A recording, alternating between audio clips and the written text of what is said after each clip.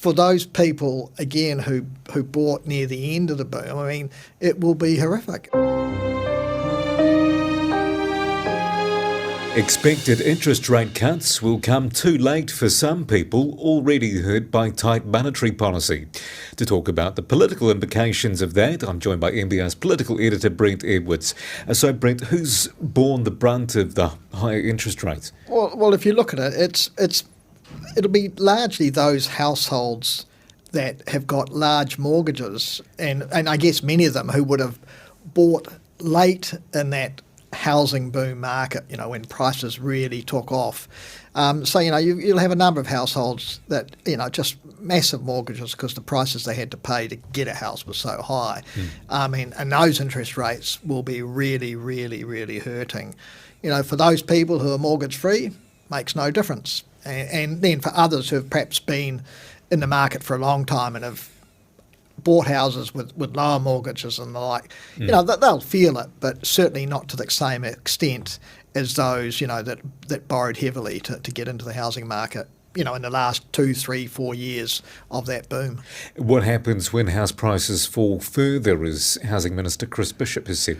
Well, I think Chris Bishop is right that house prices are still too high, but for those people, again, who bought near the end of the boom, I mean, it will be horrific if house prices fall even further. I mean, we already know, 2,000 or 3,000 households are probably in negative equity now, maybe more. And as house prices fall, more and more households will go into negative equity in that they won't hold any equity in their home. And if they're in a position that they then can't afford to keep paying the mortgage, then, those who end up selling, won't get any money back. They'll lose everything they put into the house.